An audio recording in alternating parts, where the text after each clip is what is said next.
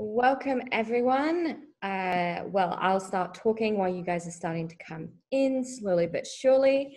So hello and welcome to 3D Natives webinar, Revolutionizing Jewelry Making with 3D Printing. In case you don't know, my name is Madeline Pryor and I will be the moderator of the webinar today. I am also joined by our panelists, Maria, I'm so sorry, Maria Papagiorgio from Lino 3D and Evangelia Krania from Kranios Astoros Jewelry. Apologies for any Greek people in the audience. Great. And then before I introduce myself and the panelists, I just wanted to get started with a quick poll. It should be on your screen now. There you go. If you could just take a moment and answer some of these questions, it's just to get an idea of who you are and well, what you expect from the webinar. So we can also help to do that. We can also help to modify it as well according to who you guys are. So great. Well, I'll just let you guys answer those questions. Just so you know, this webinar is currently being recorded. The replay will be available on 3D Natives YouTube channel. If you'd like to be notified once it's online, you can subscribe. We, as you might expect, have a lot of other very cool 3D printing content along with our other webinars. And I will just give it a couple more moments, but I'll keep going. Maria, if you can move to the next slide. Great. So as you can see, this is the agenda for the next hour or so. We are, of course, currently starting with the introduction with this survey, and just to get you kind of to understand a little bit more about jewelry making and 3D printing and jewelry making. We will then go more in depth about how traditional jewelry manufacturing works before looking into how AM is being used in this industry. We'll wrap it up with case studies of both resin and metal 3D printing. And the last 15 minutes will be dedicated to the Q&A section. If you don't see at the bottom of your screen, there's actually a Q&A tab. If you could please just ask all questions there. It makes it much more likely that I will see them. You can also upvote questions that you want answered so we can kind of get a sense of who is interested in what. And it looks like most of you have answered, so let me just share the results quickly. It seems interesting. So most of you have a 3D printer, but aren't necessarily in the jewelry making industry. It seems that you might be interested, or some of you are interested in moving into prototyping and production. And you're currently using, well, it seems that many of you are using resin 3D printing. So today we'll go over both resin and metal, and that will, well, hopefully will answer all your questions. And then if we could just keep moving on. Oh, Maria, could we just move to the next slides? Is it a webinar if there isn't a technical difficulty? We'll get that back to you in a moment. Meanwhile, I will start introducing ourselves and the panelists. So as I previously stated, there we are. My name is Madeline Pryor. I am the English content specialist at 3D Natives, which is the largest online media platform on 3D printing and which is available in 5 languages, English, as you might expect, but also German, French, Spanish, and Italian.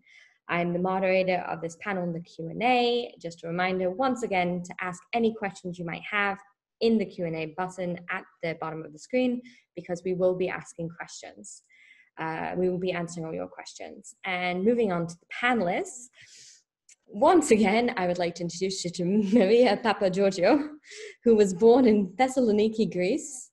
After graduating from high school, she studied geology at Aristotle University of Thessaloniki and also obtained an MSc in petroleum engineering at Heriot-Watt University of Edinburgh. From 2014, she started studying and acquiring her first experiences in 3D designing and printing, specializing in industrial design and jewelry design. She worked as a CAD designer for jewelry workshops and industry, and then since 2019, she has been working as a product manager at Lino, specializing in plastics and metal additive manufacturing. Next, we have Evangelia Krania, who is 28 years old and currently lives in Thessaloniki, where she's the managing director of the family business Kranios Jewelry Workshop. Her educational background is in Balkan, Slavic, and Oriental studies. However, after her bachelor's, she realized that her interest for jewelry manufacturing was higher than maybe she expected at first, and decided to be an active member in the family business.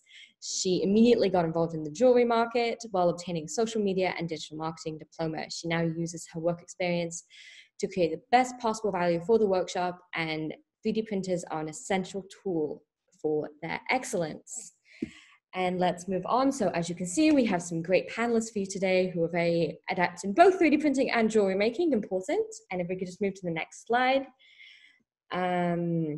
So as I'm sure you are all aware, jewelry making is one of the oldest industries in existence. Archaeologists have actually been able to find necklaces and other jewelry dating back from even 25,000 years ago, and its presence is clear in even the earliest civilizations. It continues to be a key part of our lives, fulfilling a number of roles, including decoration, status, even sentimental value. And as you might expect, traditional manufacturing actually hasn't changed that significantly over the years. Enter 3D printing, which is now shaking up the industry. Next slide, please. So 3D printing is increasingly being adopted by the jewelry sector, as you might expect, because it allows for incredibly detailed designs that can be made faster and more cheaply than the traditional methods. Our panelists will get much more into detail about that later on. With both resin and metal 3D printing actually being used in the process. And in this graph, you can actually see the immense growth 3D printing is expected to have in the industry, with an expected CAGR of 22% in the upcoming years. Actually, by 2025, the market is expected to reach $2.51 billion US dollars globally.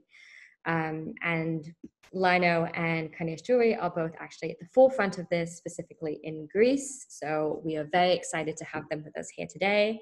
So that's it for me. Once again, welcome everyone, and let's get started. Okay, hello everyone. Welcome. I'm Maria, and I represent Lino 3D here. Lino 3D Lab is a 3D printing and 3D scanning laboratory. We are located in Athens, Greece, and we are specializing in only the cutting-edge technologies of additive manufacturing. We have installed different kinds of machines in our lab, and we offer 3D printing services in a wide variety of materials such as plastics, metals, and ceramics. And we also have 3D scanning services, photogrammetry, and reverse engineering services. In general, we try to cover anything regarding 3D printing and 3D scanning in the Balkans. So let's talk about the jewelry industry. Madeline made a very good introduction on this, but let's talk about more. So jewelry is the artisanal manufacturing and processing industry.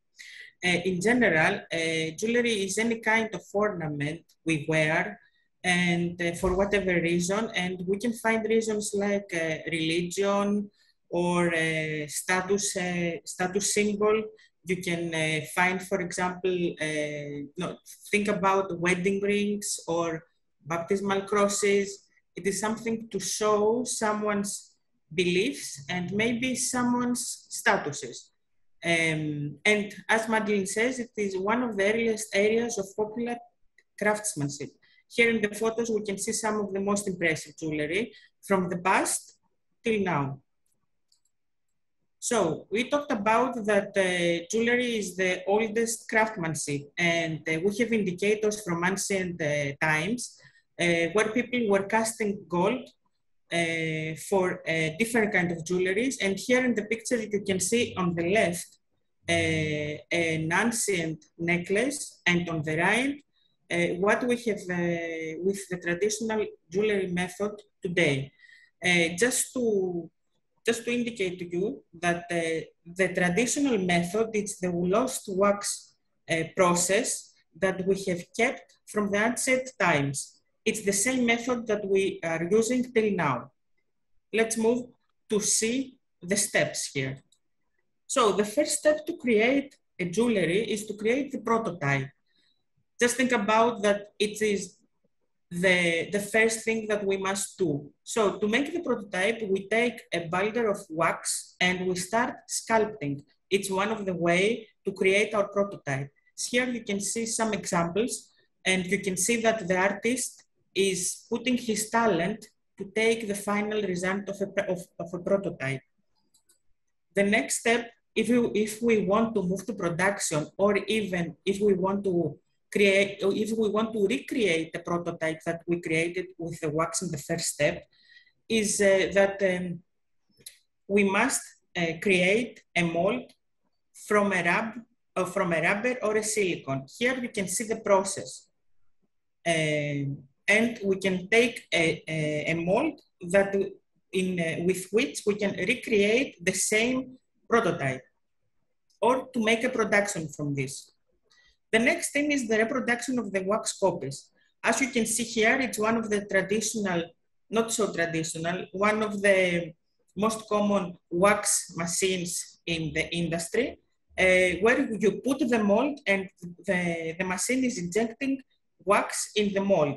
And this is how we have the production with the traditional made. We made a lot of different molds, or the same molds, and we just inject wax in this type of molds. Just a notification here that in this kind of molds, we don't have many details, because as we said before, every detail on the jewelry is relied on the talent of the artisan. So if we want details, the artisan must have a steady arm, for example. Let's move to the next step. After the reproduction of the wax copies, we have to set them on what we call the lost wax tree. Here on the photos on the left, you can see how we can put it on the tree in order to proceed to the casting. Then we put the metal investment around of the tree, and then we have to create and to make the mixture of our investment. Or in general, for those who are not very aware of it, it's gypsum with water to make the specific amount of it and pour it inside the investment molds. On the right side of the slide, you can see in the last page, in the last photo, how the investment molds are created here. You can see the gypsum and the investment is already put inside the investment mold, and they are ready to be put in the furnace. It's the next step. So in the furnace, we put the investment mold, and we have to reach the melting point of the wax. And that is because we want to subtract the wax from the investment molds in order to be ready to accept the gold or the metal, whatever we use. Here, you can see how is the investment mold without a wax. The wax have left the investment. And of course, one of the most important steps is the casting. On the left side of the slide, you can see the traditional way of the casting, where we manually melt the metal and we pour it inside the investment mold. But nowadays, specific machines are used to create the jewelry we want. So you can see some of the examples here in the photos. Next step, of course, after we clean the investment and the gypsum from the lost wax tree, you can see the result. It is like a little tree with branches. Instead of branches, we have our jewelry. But this kind of tree, we need to post-process it a lot, because we have to cut them, we have to finish them, we have to polish them, and then receive the last step of our production. So, just a question from my side. How many steps did you count till here? Just to help you, it's around 9 steps. And what do you say if we can save some steps And also if we can save 20% of the costs from these steps. One of the examples of this process, one of the workshops that adapted to this process is our customer and partner nowadays, Kranias Jewelry workshop. So I will call Evangelia just to let us know how the process is going and how this have effect to the jewelry industry. Hello, everyone. Thank you, Maria. I'm very glad to have the opportunity to talk about our work. Gregory Kranias, who is actually my father, founded his first goldsmith's workshop in the center of Thessaloniki in 1984. Sorry, Evangelia, for interrupting you. I think your camera is backwards. Indeed. Sorry, I was on mute, but I think you just need to turn the camera around. We see your pen. Can you watch me? I'm seeing your pens. I think you need to switch the camera perspective. Switch the camera. Oh, why can't do it? Turn on the... flip the camera. There we are. We can see you. Perfect. Okay. I'm for this. Okay. Okay. In order to show the world his art and love about gold jewelry. In these pictures, you can see some jewelry that completely manufactured in our workshop using casting resins. Next slide, Maria, please. We quickly became known for the manufacture of bracelets, jewelry, and later baptismal crosses. Now, we are able to manufacture any jewelry, countless design, and we are available to create from scratch any design possible. Below, you can see some photos of our manufacturing process. In the third photo, you can see the process of manual metal casting. But it's a very impressive process. We don't use it anymore. We use specific machines for the metal casting. Next slide, Maria. Well, in 2007, we were an early adopter of FedTech 3D printing technology for our production. And I will explain you what I mean. Jewelry workshops need, for sure, talented and skilled artisans to create designs model on the wax. This kind of artisan is actually my father.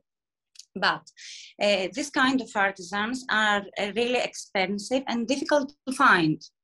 When in 2007, the new technology became familiar, this is when we decided to turn to innovation technology of 3D printing and 3D designing, and became specialized experts. That's why we call ourselves early adopters of tech 3D printing. Our search for innovation and the need of faster, easier, and better customization added 2 3D printers in our workshop. So, what we gain? First, we save 3 from 9 steps from the traditional manufacturing process. And second, we gain the same size of jewelry with less weight, which that means lower cost, both for us and for our customers, of course. Next slide, please, sorry.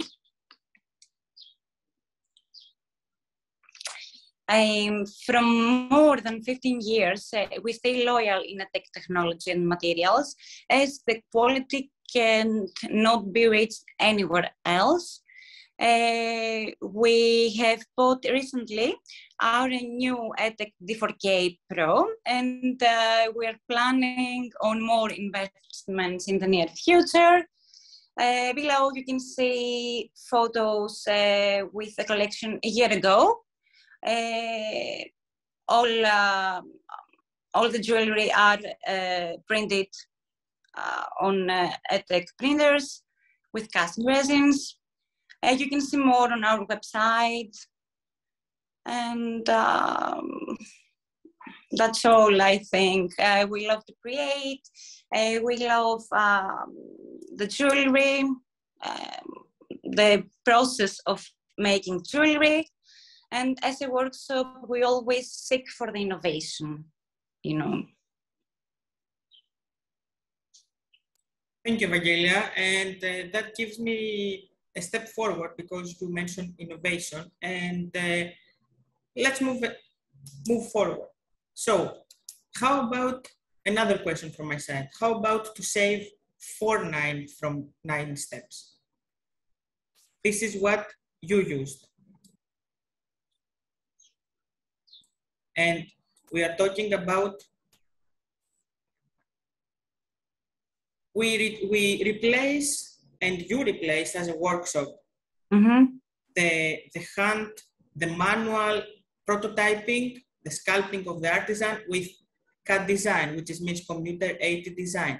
This is what gives us very easily design customization. We can change anytime the design.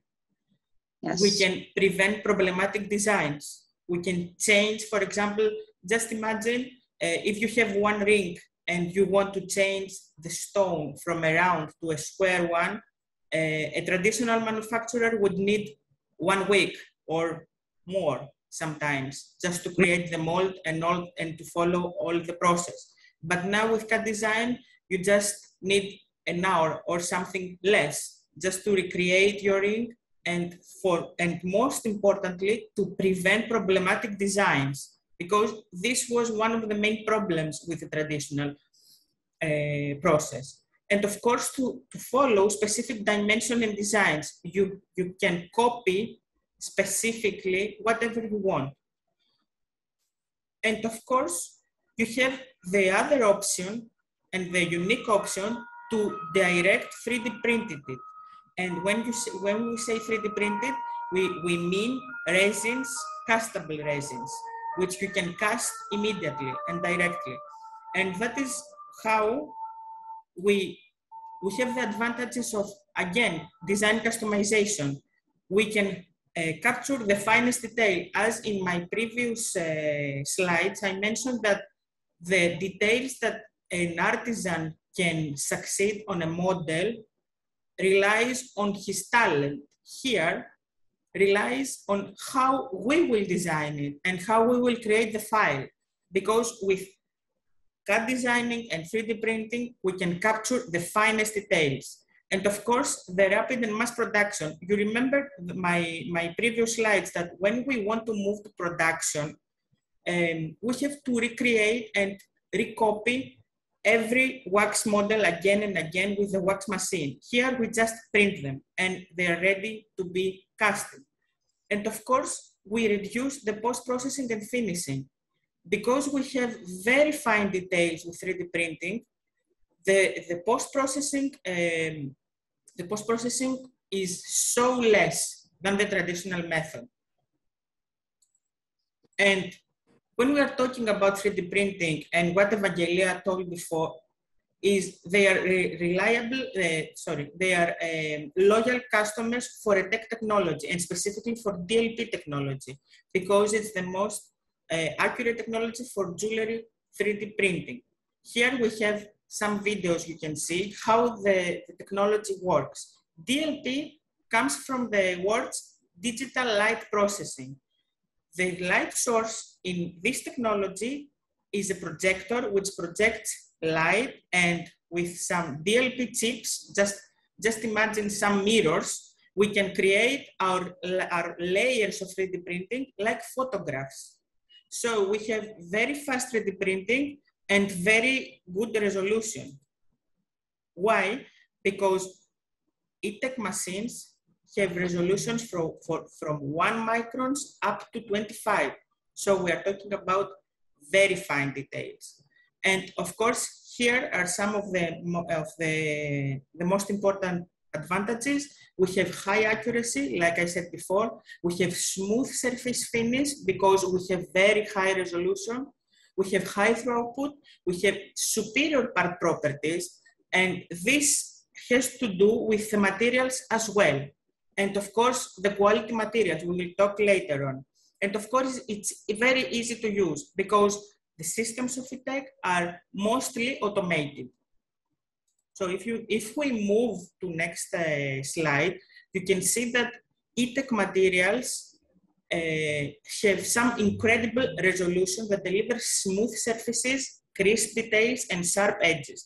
Here in the photos, you can see some examples from resin, from ETEC resin materials.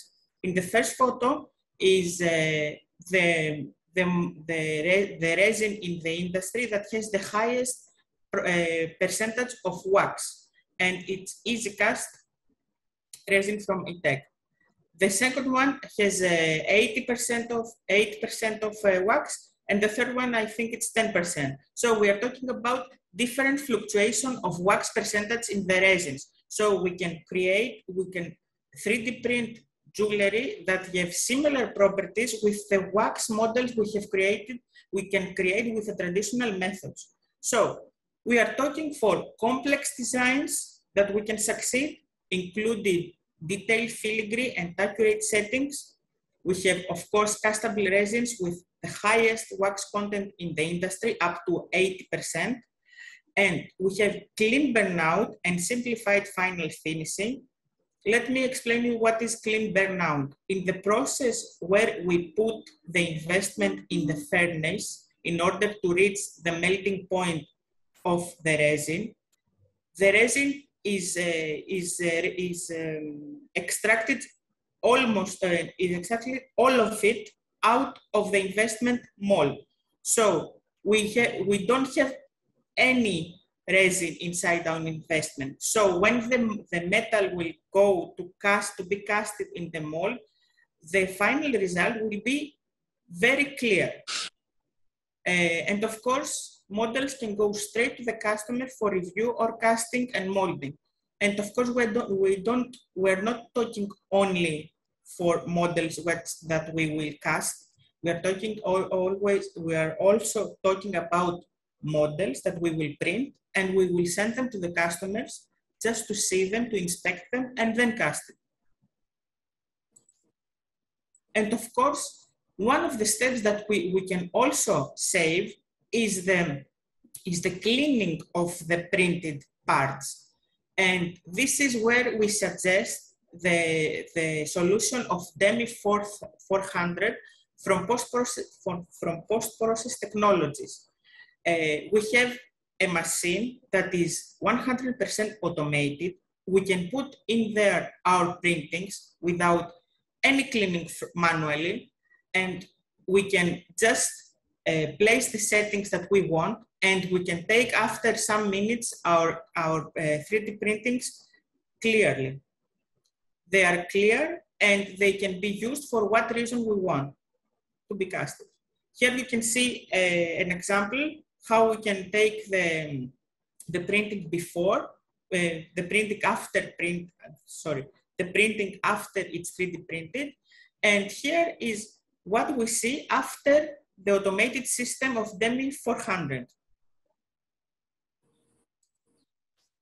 So we are talking about innovation. And what do you think if we move another step forward? What about to save 7 steps from 9? And how about direct metal 3D printing? This is something we can, at the moment, succeed. And we can succeed it very well. And we are talking about the binder jetting technology from Desktop Metal. And it is a technology that is not based on lasers or melting metals or something, anything from like this.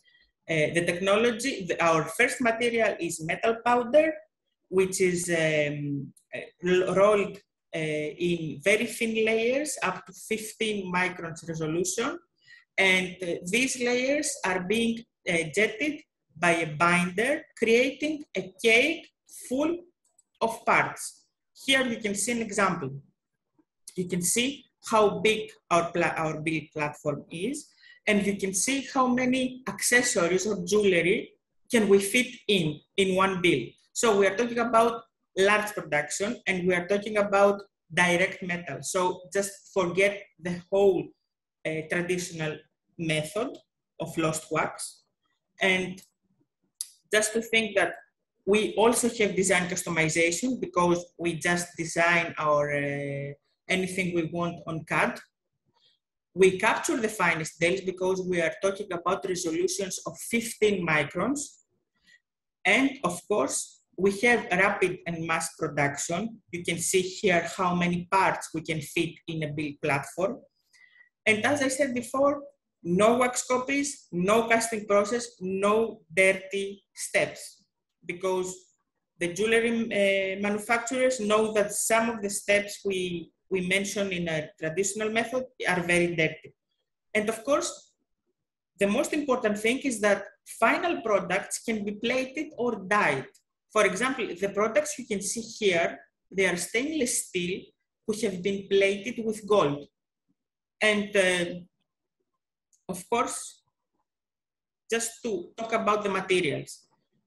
As I said before, it's stainless steel. At the moment, the stainless steel is the most common in desktop metal technologies, but they have already announced chrome cobalt. You can see some examples here, which are also can be plated. And 1 month ago, Desktop Metal announced that sterling silver is also compatible for Desktop Metal subsystem, the binder jetting technology. And of course, the most amazing news that we received recently is that gold is to be announced. So just imagine that from the 9 steps that we mentioned before for the traditional method, now we will have only 3. We will design, we will print, and we will finish. And as I mentioned, finish, another way just to automate it, polish and finish our metal parts is DesiDuo machine from Post-Process Technologies. When the machine is a 100 automated system where we can put our metal parts and jewelry, the specific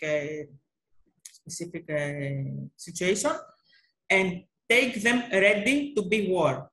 Because as you can see here in the example, we can see how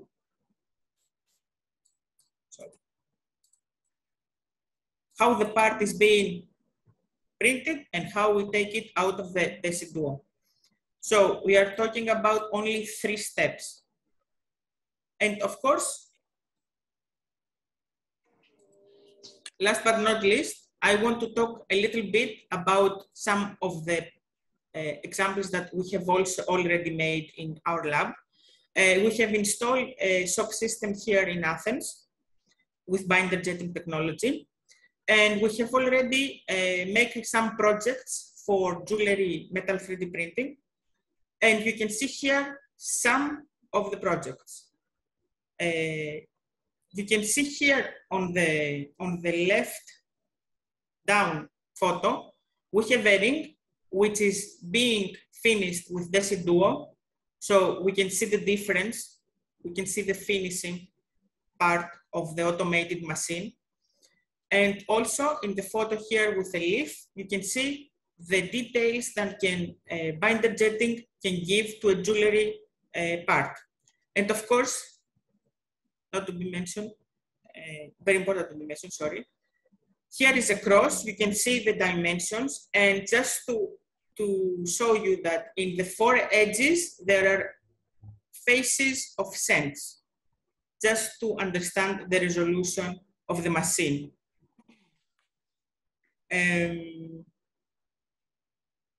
Okay, and one last thing, all these are going to be plated. So we are talking about stainless steel to be plated. That is my part till now. I think we are a little bit early. That's okay. We'll see how many, well, maybe we can answer more questions. Hopefully we can get to all of them. So I see that we already have a few, some in the chat as well. Just a reminder, do try and put your questions in the Q&A section. It will make it easier and more likely that I will see and answer your question.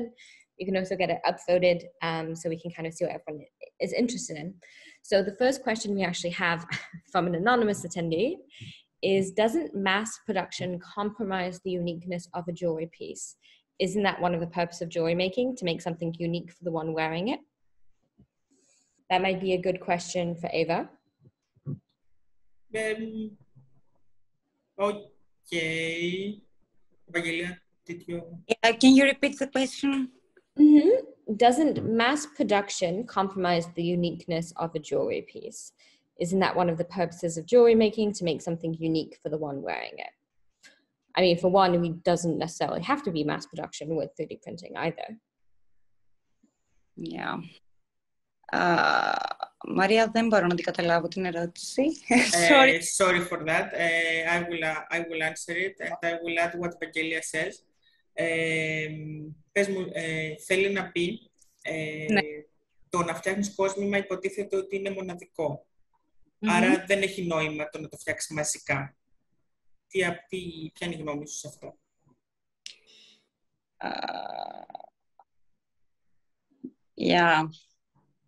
Ναι, θέλεις να σου πω? Για πες. Ότι στην ουσία είναι ανάλογα το τι θέλει να παράξει ο καθένας και πού απευθύνεται. Ότι υπάρχουν κοσμήματα τα οποία βγαίνουν σαν παραγωγή, όπως είναι η βαφτιστική σταυρή, και έχει να κάνει μετά και με τη μοναδικότητα. Αν είναι ένα κόσμημα. Τώρα και στα ελληνικά δεν ξέρω, ζορίζομαι λίγο. Okay. It's okay. Okay, I will translate.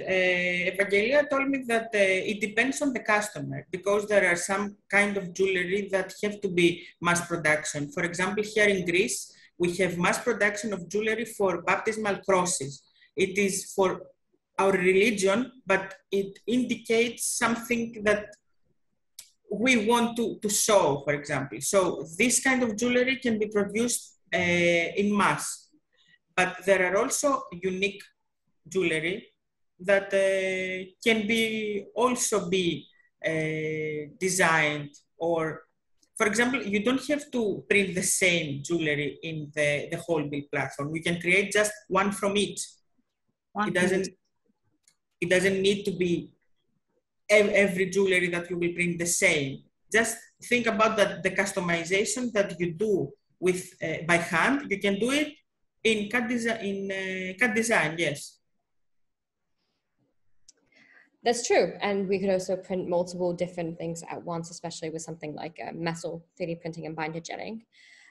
Great. Well, we started off with a tricky one, so I think this one might be a little more straightforward. So do we get the same quality when making jewelry using 3D printing, whether directly or indirectly, as when using traditional methods? Should I translate? Sure. I mean, also, Maria, if you have the answer, feel free to just respond too. Okay. Either way is fine. Can you repeat the question, because I didn't hear you? Yeah, just understand. Can you repeat the question, Madeline? Sorry. I'll repeat anyway. So do you have the same quality when making jewelry using 3D printing, direct or indirectly, as you would when you use traditional methods? My opinion is that you have a better quality when you use 3D printers. You can... Maria, help me. Okay, yes.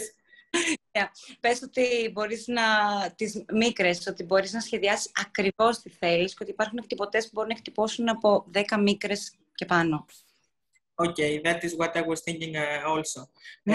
With 3D printing, you have better quality and better results because you have the resolution that you cannot succeed with bare hand. That's what I was talking in my presentation before. When you can design things up to 10 microns on the computer, it is a dimension that we cannot get by hand.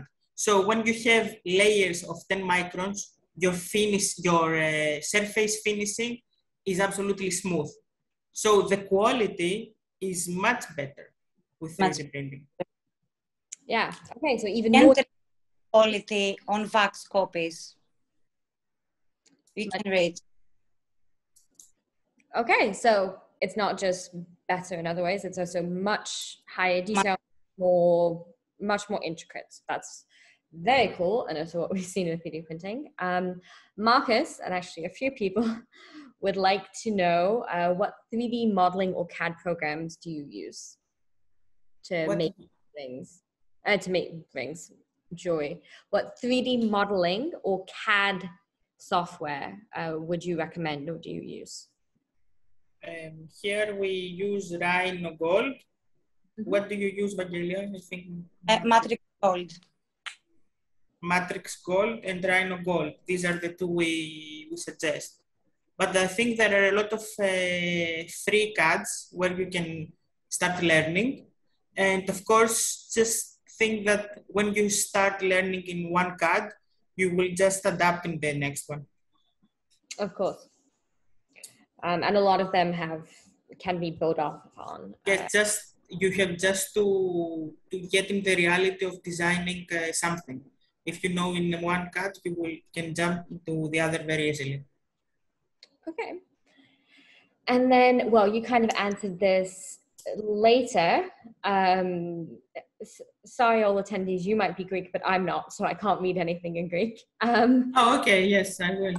But it's fine. I think it's just a comment. But what would be the benefits of using resin 3D printing over metal for jewelry? And are they used in the same way? So you kind of answered that, but if you could talk a little bit about why you might use one over the other. I can answer that. First of all, at the moment, metal 3D printing has some restrictions because of the materials. For example, we don't have gold, we don't have platinum, we don't have these materials that are more common in the 3D printing and traditional jewelry making. But another thing is that I think in resin, you have different kind of resin that we can test, and you can just, at the moment, resin printers have more resolution than the metal 3D printers have. For example, I talked before that there are resin printers that have resolution up to 1 micron, but the metal 3D printers at the moment, for example, binder jetting has 15 microns. So if you want higher resolution, you go for the resin. If you want the resolution is okay for you, go for the metal directly. Okay, great. And actually, because this is related, I'm going to ask this question next. AJ would like to know, what is the benefit of printing in metal as long as you cannot print in gold or silver? And are you able to sell metal jewelry as it is printed? What are the benefits of metal 3D printing? First of all, it's the mass production. As I can turn back the slides. Wait. There it is. If we're talking about mass production, for example, if you want mass production of crosses in stainless steel, it is the best solution for me instead of creating 4,000 models and custom and do all the whole process of the traditional process. The first thing is the mass production. The second thing is that you can have this number of items instantly, and you will not do the dirty job with all the casting, the wax, and all this stuff of this high number of products. The other thing is that the stainless steel that we have already in metal 3D printing can be plated. So if you want mass production of something that you want to plate, instead of cast it and then proceed to plating, you can just print it and plate it directly. And of course, one last thing, it's not only for jewelry, it's for accessories as well. If you want to create some accessories that they don't have so much costs for you, you can just go directly to metal 3D printing. For example, these parts, the first one is an accessory of a bag, a women's bag.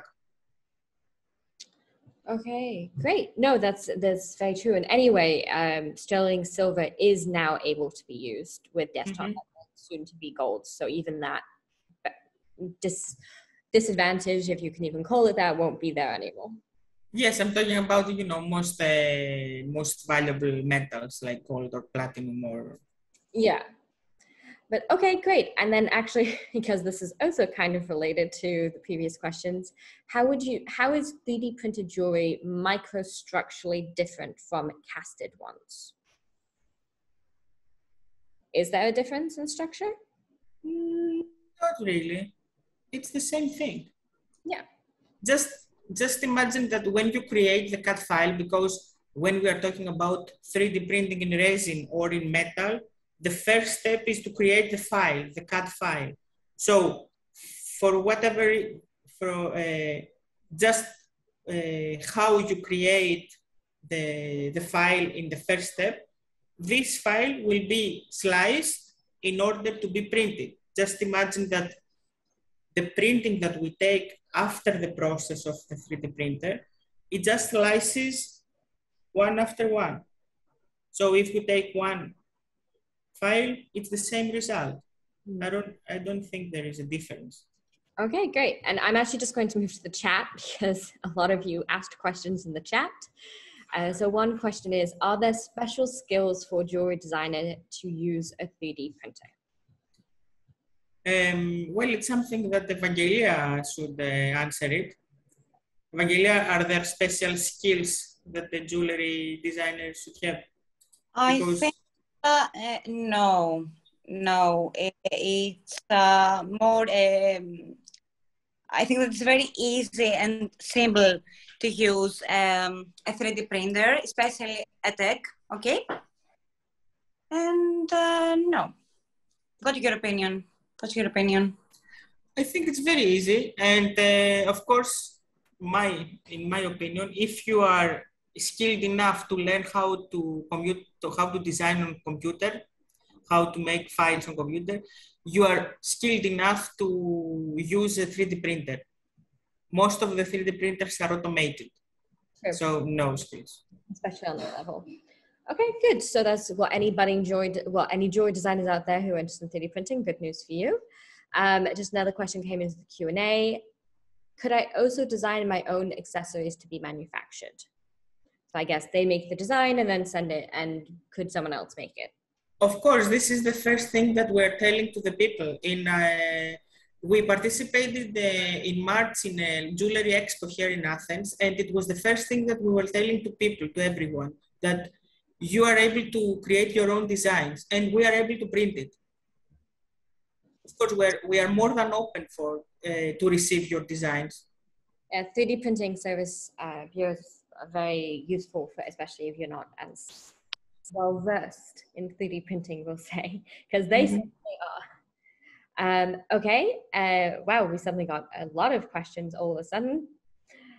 What about casting settings for resins? Are there specific settings different from wax casting? Just a notice here. Yes, there are, but they are not so different depending on the resin. For example, as I said before in my presentation, ETEC has the resin with the most percentage, the highest percentage of wax in it. And it's the yellow one. Let me show you.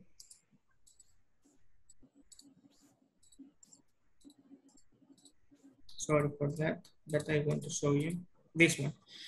This resin is similar, the settings for the casting are similar to the wax. So we are talking about very specific settings that the guy or whatever jewelry maker has, the settings that the jewelry maker has in his casting machine, he will use the same. But a notification here, you can, every tech material comes with a cookbook and with the specific settings that you need to follow.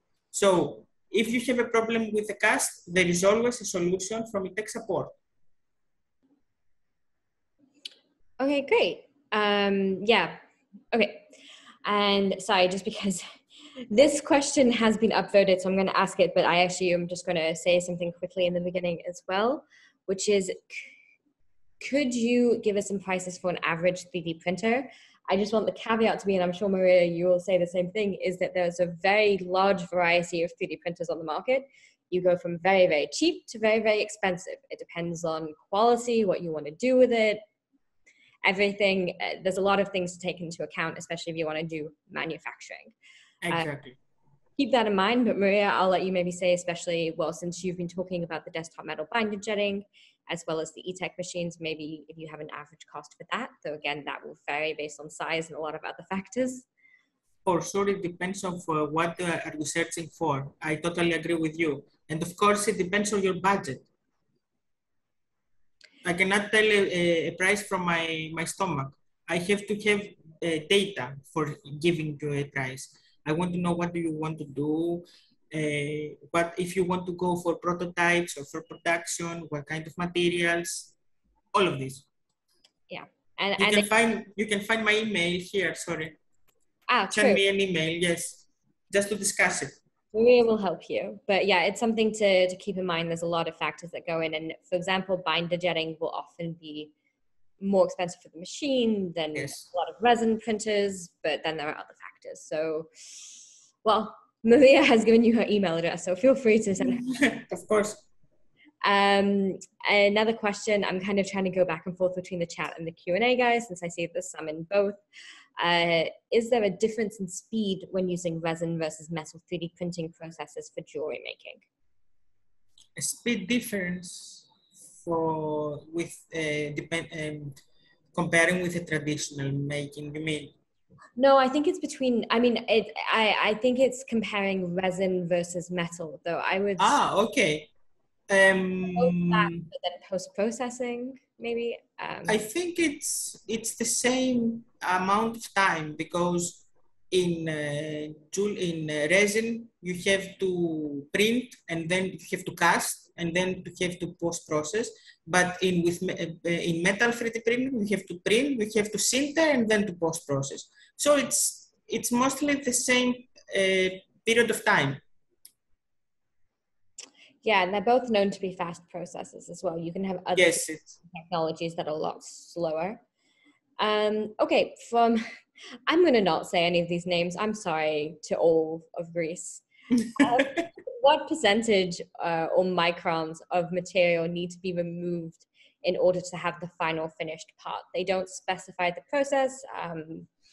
So maybe just discuss for both, or if it's the same. You mean with the resin casting or the metal? I think the percentage for resin, it depends on the resolution you will build. For example, I have experience with building in 25 microns, and the post-processing was about 1 micron maybe, because the surface from the printed part was already very smooth. So we had to just take 1 micron just to make it shiny. Mm-hmm. But for the metal, I think it's for binder jetting is the same, because you have, let me show you the previous, maybe 1 or 2 microns, because you see here that we have a matte effect from the powder. So from getting from here to here, we have 1 to 3 microns maybe.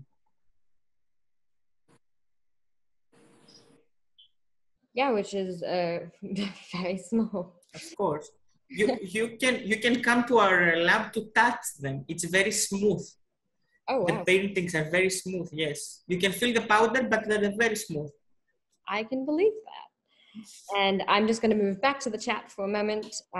What do you do with the sprue marks that come from removing the supports? Do they influence the casting and molding processes? What? Sorry, I didn't hear that. Right. What do you do with the sprue marks from removing the supports after printing? Do they influence the casting and molding processes? We don't have this kind of problem with ETEC resins. I have so many results to show you, because when you break the support, we don't break the support because you cast it with the support. It's another kind of process. And of course, in metal 3D printing, you don't have support in binder jetting.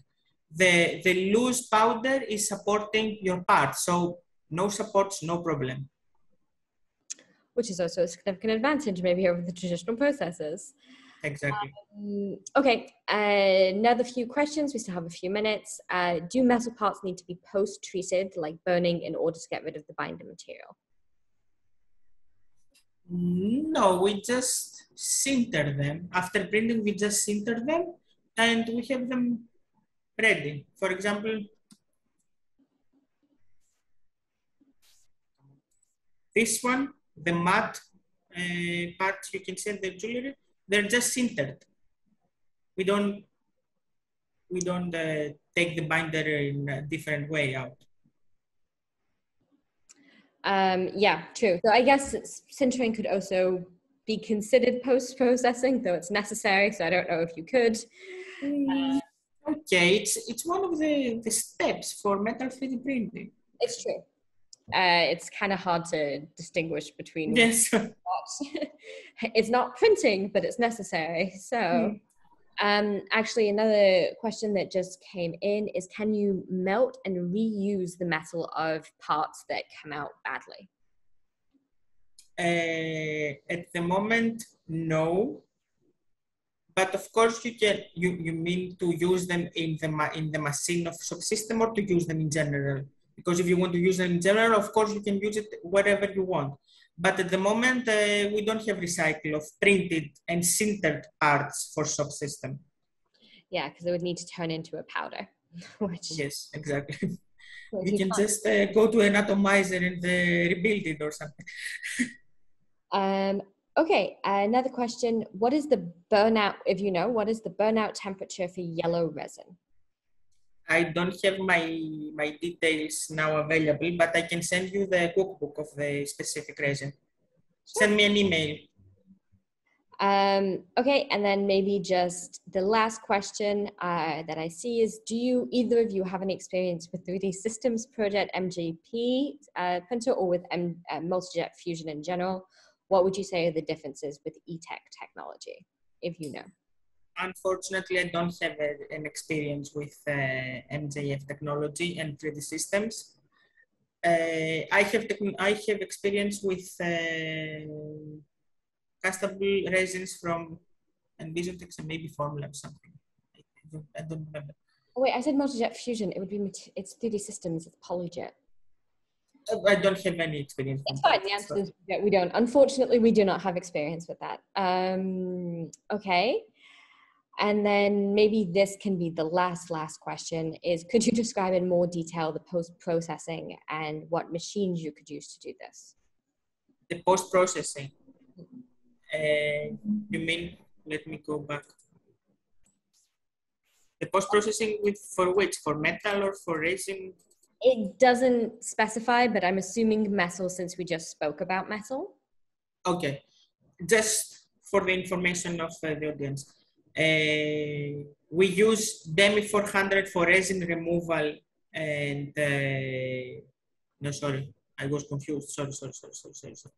This is the finishing. For metals, we have DesiDuo from Post Process Technologies. It is an automated system where you put your 3D printings as you take them out of sintering, as just to help you in this state. We have the matte effect, and we have a not so smooth surface, and we placed it in DeciDuo, and here with an automated system, we put the settings we want.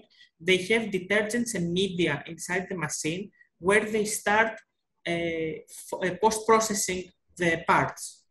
So we just put them, place the settings, you know, the temperature we want, how many time we want them to be post-processed, and then we take them as our final product.